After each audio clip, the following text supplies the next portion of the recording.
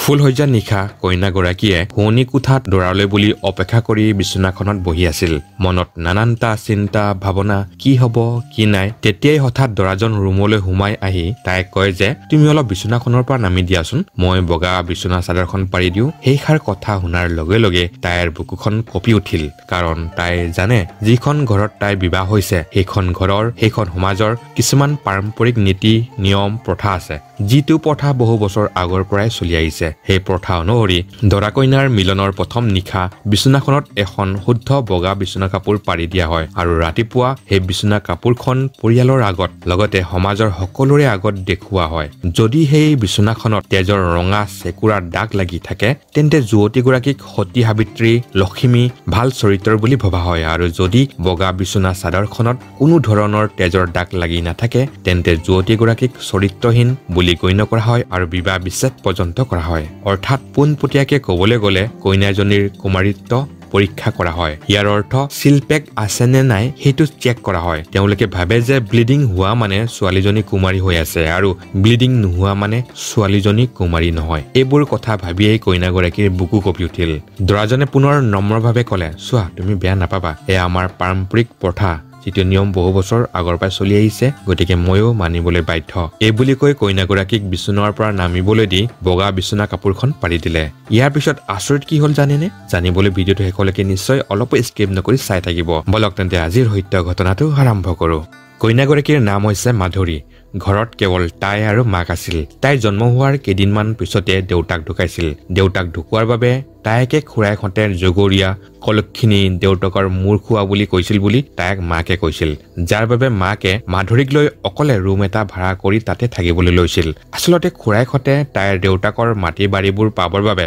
এনে চলনা কৰিছিল আৰু সফলো হৈছিল। মাকে বেলেগৰ ঘৰত কাম বন কৰি তাইক তুলি তালি ডাঙৰ দীঘল কৰাৰ লগতে স্কুলত নাম লগাই দিয়াৰ উপৰিও স্কুলৰ কিতাপ পত্ৰৰ সকলো যোগাৰ কৰি দিছিল। মাকৰ এটাই আশা, মাধুৰীক ভালদৰে শিক্ষিত কৰি এঘৰত গতাই দিয়া। মাধুৰীও মাকৰ আশাবোৰ পূৰ কৰিবলৈ মন পুতি পঢ়িছিল আৰু প্ৰত্যেক বছৰে ভাল ৰিজাল্ট কৰিছিল। কিন্তু কথাতে কয় নহয়, মানুহৰ জীৱনত যেতিয়া দুখ আহে তেতিয়া চাৰিওফালৰ পৰা আহে বুলি কয়। ঠিক তেনেকুৱাই হ'ল মাধুৰী আৰু তাইৰ মাকৰ লগত। তেতিয়া মাধুৰী অষ্টম শ্ৰেণীত পঢ়ি আছিল। তাইৰ চেহেৰা পাতি লগতে দেখিবলৈ বহুত ধুনীয়া আছিল। মাধুৰীক স্কুলৰ লগতে বাহিৰৰ বহু ল'ৰাই ভাল পোৱাৰ প্ৰস্তাৱ আগবঢ়াইছিল। ওচৰৰ ল'ৰাবোৰে বেয়া দৃষ্টিৰে চাব লৈছিল। ৰাতি হলে সিহঁতৰ পদূলিত কিৰিলি মাৰিছিল। এইবোৰ দেখি মাকে বহুত চিন্তিত হৈ পৰিছিল। কিন্তু মাধুৰীয়ে এইবোৰ কথাত মন কাণ নিদি নিজৰ কৰ্তব্য পালন কৰি গৈছিল। কিন্তু কথাতে কয় নহয়, চোৰৰ চোৰ মন, গৃহস্থৰ এক মন বুলি মাধুৰীৰ লগতো তেনেকুৱাই হ'ল। এদিন তাই স্কুলৰ পৰা ঘৰলৈ আহি আছিল। সিহঁতৰ ঘৰটো নোপোৱাৰ আগতে জনশূন্য এখন মুকলি পথাৰ পোৱা যায় আৰু তাতে এখন কুঁহিয়াৰৰ বাগান আছিল। সেই কুঁহিয়াৰ বাগানৰ কাষেদি তাই গৈ থাকোতে হঠাৎ চাৰিজন ল'ৰাই তাৰ পৰা ওলাই আহি তাইৰ মুখত সোপা দি কুঁহিয়াৰ বাগানৰ ভিতৰলৈ লৈ যায় আৰু সেই চাৰিজন ল'ৰাৰ ভিতৰৰ এজন ল'ৰাই তাইক বলৎকাৰ কৰি তাইৰ কাণত ফুচফুচাই ক'লে, চৰি, মই তোমাক বহুত ভাল পাওঁ, তুমি মোৰ ভাল পোৱা প্ৰস্তাৱ গ্ৰহণ নকৰাত তোমাক পোৱাৰ একমাত্ৰ এইটোৱে উপায় আছিল বুলি কৈ চাৰিজন ল'ৰাই তাৰ পৰা গুচি গ'ল। মাধুৰীয়ে দুখে ভাগৰে লেবেজান হৈ কেকাই কেকাই চকু পানীৰে দুচকু নেদেখা হৈ ঘৰ পালেগৈ। মাকে তাইৰ এনে অৱস্থা দেখি আৰু কাপোৰত তেজৰ চেকুৰা দেখি বুজিবলৈ অলপো বাকী নাথাকিল। কাক কব, কি কৰিব, একো উপায় নাপায় মাক জীয়েকে চিঞৰি চিঞৰি কান্দিবলৈ ধৰিলে। এনেদৰেই দুখে বেজাৰে দুজনীয়ে ঘৰৰ ভিতৰতে কান্দি কাটি থাকিল। শেষত মাকে সিদ্ধান্ত ললে এই ঠাই এৰি গুচি যোৱাৰ, আৰু সেই সিদ্ধান্ত অনুসৰি টাউনত এটা সৰু ৰুম ভাড়া ললে আৰু তাতে স্কুল এখনত মাধুৰীক নামভৰ্তি কৰি দিলে। আৰু মাধুৰীও সম্পূৰ্ণ উদ্যমেৰে পঢ়া শুনাত লাগি গল। মাকেও বহুত কষ্ট কৰি অভাৰ টাইম ডিউটি কৰি জীয়েকৰ পঢ়াৰ সকলো খৰচ বহন কৰি গল। এনেকৈয়ে মাধুৰীয়ে মেট্ৰিকত ডিষ্টিংশ্যন, হায়াৰ ছেকেণ্ডেৰী ডিষ্টিংশ্যন, গ্ৰেজুৱেশ্যনত ভাল নম্বৰ পাই ইউনিভাৰ্চিটিত এডমিশ্যন ললে। কিন্তু মাধুৰীক সেই ঘটনাটোৱে কেতিয়াবা বহুত আমনি কৰে আৰু তাইক কেতিয়াবা এনেকুৱা লাগে যেন কোনোবাই লুকাই লুকাই তাইক অনুসৰণ কৰাৰ যেন অনুভৱ হয়। কিন্তু এইবোৰ কথাত মনোযোগ নিদি তাই নিজৰ উদ্দেশ্যৰ প্ৰতি লক্ষ্য ৰাখি নিজৰ কৰ্তব্য পালন কৰি গল। ইয়াৰ মাজতে তাইলৈ বহুতো ভাল ভাল ঘৰৰ বিয়াৰ প্ৰস্তাৱ আহিছিল। কিন্তু মাধুৰীয়ে সকলোকে ভদ্ৰভাৱে নম্ৰভাৱে বিয়াৰ প্ৰস্তাৱ নাকচ কৰিছিল, কাৰণ তাই সেই ঘটনাটোৰ পিছতে বিয়া নোহোৱাৰ সিদ্ধান্ত লৈছিল, যিটো ঘটনাই তাইক মানসিকভাৱে ভাঙি পেলাইছিল।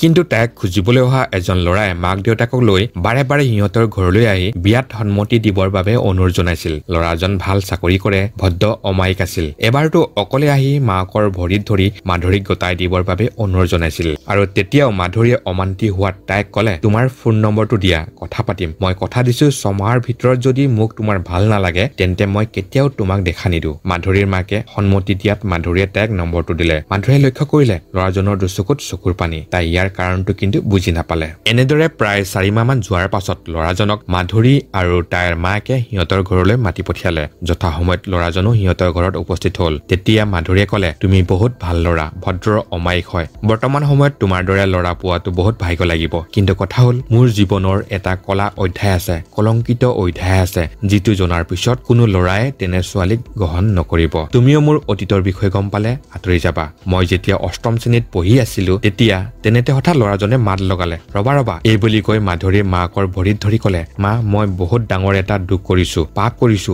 যিটোৱে মোক সদায় খুলি খাই আহিছে আজি মই সকলো কথা আপোনালোকৰ আগত খুলি কম তাৰ পিছত আপোনালোকে মোক মাৰে কাটে পুলিচক দিয়ে ফাঁচি দিয়ে সেইটো আপোনালোকৰ কথা মাধুৰী আৰু তাইৰ মাকে আচৰিত হৈ ল'ৰাজনলৈ চালে ল'ৰাজনে পুনৰ আকৌ ক'বলৈ আৰম্ভ কৰিলে মই তেতিয়া হায়াৰ ছেকেণ্ডাৰী প্ৰথম বৰ্ষত পঢ়ি আছিলো তেতিয়া মাধুৰীক মই ভাল পাই পেলাইছিলো তাই তেতিয়া অষ্টম শ্ৰেণীত পঢ়ি আছিল তাইক মই বাৰে প্ৰেমৰ প্ৰস্তাৱ আগবঢ়াইছিলো কিন্তু তাই অমান্তি হৈছিল প্ৰত্যেকবাৰে সেইবাবে লগৰবোৰে মোক এটা উপায় দিছিল মই যদি তাইক বলৎকাৰ কৰি দিওঁ তেন্তে তাইৰ বদনাম হৈ যাব তেতিয়া তাই মোৰ সৈতে বিবাহ পাশত আবদ্ধ হ'বলৈ বাধ্য হৈ পৰিব ময়ো প্ৰথম কলেজলৈ গৈছিলো মনটো উৰণীয়া হৈ আছিল কথাবোৰ গভীৰভাৱে চিন্তা কৰিব পৰা নাছিলো কিন্তু সেই ঘটনাটোৰ পিছত ময়ো মানসিকভাৱে ভাঙি পৰিছিলো আপোনালোকৰ ওচৰত আহি ক্ষমা খুজিম বুলি ভাবিছিলো কিন্তু সাহস হোৱা নাছিল মাজতে পুলিচৰ ওচৰত গৈ আত্মসমৰ্পণ কৰিম বুলি ভাবিছিলো কিন্তু একমাত্ৰ সন্তান হোৱাৰ বাবে মা দেউতাৰ কথা চিন্তা কৰি সেইটো কৰিবলৈ সাহস নহল আজি মই সম্পূৰ্ণৰূপে প্ৰস্তুত হৈ আহিছো আপোনালোকে যিয়ে শাস্তি দিয়ে মই মূৰ পাতি ল'ম তেতিয়া মাধুৰীয়ে খঙেৰে চিঞৰি ক'লে মোৰ জীৱনটো ধ্বংস কৰি মোক বিয়া পাতিবলৈ আহিছা ইমান সাহস ক'ত পালা ওলাই যোৱা ইয়াৰ পৰা ওলাই যোৱা যুৱকজনে পুনৰ ক'লে মই তোমাক বহুত ভাল পাইছিলো এতিয়াও পাওঁ তুমি ভাল নাপাওঁ বুলি কোৱাত তোমাক পোৱাৰ তাৰণাত লগৰবোৰৰ পৰিচনাত বহুত ডাঙৰ এটা ভুল কৰিলো যিটোক মই পৰাচিত কৰিব বিচাৰো আৰু তোমালোকক তেতিয়াৰ পৰাই মই অনুসৰণ কৰি আহিছো ক'ত আছা কেনে আছা সকলো লক্ষ্য কৰি আছিলো আৰু এদিন ভাল মানুহ হৈ তোমাৰ ওচৰলৈ ঘূৰি আহি ক্ষমা খুজিম বুলি থিৰাং কৰিছিলো আৰু এতিয়া মোৰ জীৱনটো তোমাৰ হাতত তুলি দিলো যদি বিয়াৰ বাবে সন্মতি নিদিয়া তেন্তে তুমি মোক ক্ষমা কৰা নাই বুলি ভাবিম আৰু নিজে গৈ পুলিচৰ ওচৰত আত্মসমৰ্পণ কৰিম এই বুলি যুৱকজনে উচুপি উঠিল তেতিয়া মাধুৰী মাকে তাক আঁঠু কহাৰ পৰা উঠাই ক'লে তুমি এতিয়া ঘৰলৈ যোৱা আমাৰ সিদ্ধান্তৰ বিষয়ে তোমাক ফোন কৰি জনাম আৰু তেতিয়া ল'ৰাজনো উচুপি ঘৰলৈ ৰাওনা হ'ল সেইদিনটো আৰু ৰাতিটো মাধুৰী আৰু তাইৰ মাকৰ পেটত অলপো ভাত নগল কি কৰিব কি নাই ল'ৰাজনক পুলিচত নিদিলেও সিহঁতে যদি বিয়াত অমান্তি হয় তেন্তে ল'ৰাজনে নিজে গৈ পুলিচৰ আগত আত্মসমৰ্পণ কৰিব তেতিয়া তাৰ বুঢ়া মাক দেউতাকৰ কি হ'ব মাক দেউতাকৰতো একো ভুল নাই আৰু ল'ৰাজনেওতো এইবোৰ কথা সিহঁতক নকওঁ বুলিও নোকোৱাকে থাকিব পাৰিলেহেঁতেন আৰু মাধুৰীয়ে এতিয়া অনুমান কৰিলে তাইক সকলো সময়তে অনুসৰণ কৰি থকা চকুযোৰৰ গৰাকী হৈছে এই ল'ৰাজনেই লগতে ল'ৰাজনেওতো সেই ঘটনাটো সংঘটিত কৰি গোটেই জীৱন পশ্চাতাপ অনুশোচনাত ভুগি আছিল গতিকে মাধুৰী আৰু মাকে এনে এটা সিদ্ধান্ত ললে যিটো সিদ্ধান্ত ললে সকলোৰে বাবে ভাল হয় গতিকে ৰাতিপুৱালৈ অপেক্ষা কৰি থাকিল সেই সংবাদটো ল'ৰাজনক দিবলৈ আৰু ৰাতিপুৱা হোৱাৰ লগে লগে মাধুৰী আৰু তাইৰ মাকে গা পা ধুই উঠি ল'ৰাজনলৈ ফোন লগালে সিফালে ল'ৰাজনে উদাসীন মাতেৰে হেল্ল' বুলি ক'লে তেতিয়া মাধুৰীৰ মাকে ধমকি দি ক'লে তুমি ইমান ডাঙৰ এটা অপৰাধ কৰিছা কেনেকৈ হাৰি যাবা সিফালে ল'ৰাজনে নিমাত হৈ ৰল পুনৰ মাধুৰী মাকে ক'লে তুমি শাস্তি পাবই লাগিব তুমি বান্ধোনত সোমাবই লাগিব তুমি মাধুৰীৰ সৈতে বিবাহ বান্ধোনত সোমাবই লাগিব এই বুলি কৈ হাঁহি উঠিল এনেদৰে খুব ধুমধামেৰে মাধুৰীৰ বিয়াখন হৈ গ'ল মাধুৰীও অতীতৰ সকলো কথা পাহৰি যুগ্ম জীৱনত ভৰি দিলে কিন্তু ফুলসজ্জাৰ নিশা মাধুৰীয়ে আচৰিত হ'ল বিছনাখনত যেতিয়া নৱবিবাহিত স্বামীয়ে শুদ্ধ বগা কাপোৰখন পাৰি দিছিল কাৰণ তাইৰ হাজবেণ্ডে তাইৰ কথাটো সকলো জানে আৰু এজন শিক্ষিত মানুহ যেতিয়া নিশ্চয় বুজিব লাগিছিল যে অকল পুৰুষৰ সৈতে মিলন হলেই যে সতিছে হয় সেইটো নহয় ছোৱালীয়ে যদি চাইকেল চলায় দৌৰা-দৌৰি কৰে খেলা ধূলা কৰে তেতিয়াও সেই পৰ্দাখন ফাটি যাব পাৰে তথাপিও নৱস্বামীৰ কথা অনুসৰি বিছনাত শুদ্ধ বগা কাপোৰখন পৰাত আপত্তি নকৰিলে কিন্তু ভিতৰে কিবা এটা কথা তাক আমনি কৰিব ধৰিলে যদি সঁচাকে ৰাতিপুৱা বগা কাপোৰখনত তেজৰ দাগ নালাগে তেতিয়াতো তাক সকলোৱে চৰিত্ৰহীন বুলি ভাবিব গোটেই জীৱন লাঞ্ছনা সহ্য কৰিব লাগিব এজন শিক্ষিত মানুহৰ পৰা তাই এনে আশা কৰা নাছিল নিজৰ সিদ্ধান্তক নিজে তাই ধিক্কাৰ দিলে আৰু সিদ্ধান্ত ললে যে যদিহে তাইক ৰাতিপুৱা কোনোবাই চৰিত্ৰহীন বুলি কয় তেন্তে ৰাতিপুৱাই তাই এই ঘৰ এৰি মাকৰ ঘৰলৈ একেবাৰে গুচি যাবগৈ বুলি এইবোৰ কথা ভাবি থাকোতে মাধুৰীৰ নৱবিবাহিত স্বামীয়ে তাইৰ কাষলৈ আহি মৰমেৰে উপচাই পেলালে এনেদৰে ৰাতিটো পাৰ হ'ল আৰু ৰাতিপুৱা দুয়ো উঠিয়ে বিছনাখনত লক্ষ্য কৰিলে কিন্তু কতো তেজৰ চেকুৰাৰ দাগ নেদেখিলে তাকে দেখি দুয়ো চিন্তিত হৈ পৰিল ইফালে দৰজাত ঢকিয়াই কোনোবাই চিঞৰি সেই বিছনা কাপোৰখন বিচাৰি আছিল ৰুমৰ লগতে বাথৰুমটো এটেচ থকাৰ বাবে মাধুৰীক গা পা ধুই ওলাই যাবলৈ ক'লে আৰু মাধুৰীও গা পা ধুই উদাস মনেৰে ৰুমৰ পৰা ওলাই গ'ল কাৰণ তাই জানে এতিয়া কি সাংঘাতিক ঘটনা ঘটিবলৈ গৈ আছে বুলি কিছু সময়ৰ পিছতে মাধুৰীৰ নৱবিবাহিত স্বামীজনেও সেই কাপোৰখন হাতত লৈ ৰুমৰ পৰা উদাস মনেৰে ওলাই আহিল ইফালে মাধুৰীৰ বুকুৰ ধপধপনি বাঢ়িবলৈ ধৰিলে তেনেতে হঠাৎ কোনোবা এজনে কাপোৰখন থাপ মাৰি নি ৰাইজৰ সন্মুখত মেলি দিলে মাধুৰীয়ে ভয়তে চকুকেইটা মুদি দিলে কিছু সময় সকলো ফালে নীৰৱ নিশ্চুপ হৈ ৰ'ল এনেদৰে কিছু সময় যোৱাৰ পাছত সকলোৱে হাঁহিবলৈ ধৰিলে আৰু জাউৰিয়ে মাধুৰীক আশীৰ্বাদ দিবলৈ ধৰিলে কি হৈছে বুলি ভাবি ভয়ে মাধুৰীয়ে চকুকেইটা মেলি দেখিলে যিটো দেখাৰ লগে লগে তাই আচৰিত হৈ পৰিল তাই স্পষ্টকে দেখা পালে শুদ্ধ বগা কাপোৰখনত বহুতো তেজৰ চেকুৰাৰ দাগ লাগি আছে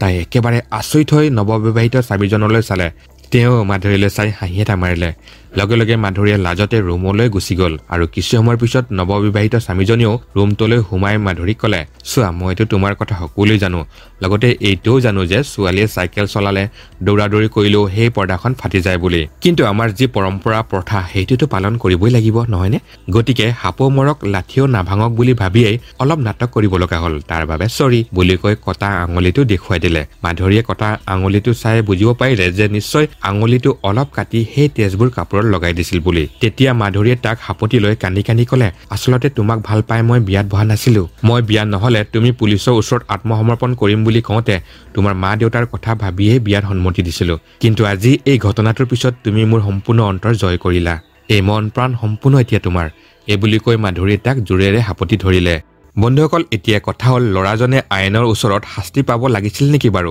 মাধুৰী আৰু মাকে আইনৰ ওচৰত গোটাই নিদি ভুল কৰিলে নেকি বাৰু আপুনি কি ভাবে আপোনাৰ মতামত নিশ্চয় কমেন্ট কৰি জনাব লগতে এই সত্য ঘটনাটো উপস্থাপন কৰোঁতে কেনেকুৱা লাগিল নিশ্চয় কমেন্ট কৰি জনাব আৰু যদি ভাল লাগিছে নিশ্চয় তাত লাইক কৰিব আৰু বন্ধুবৰ্গৰ সৈতে শ্বেয়াৰ কৰিব আৰু যদি আপুনি আমাৰ চেনেলটো নতুনকৈ ভিজিট কৰিছে তেন্তে এনে ধৰণৰ সত্য ঘটনাবিলাক পাই থাকিবৰ বাবে এই চেনেলটো নিশ্চয় সাবস্ক্ৰাইব কৰি ল'ব ভিডিঅ'টো চোৱাৰ বাবে পুনৰ ধন্যবাদ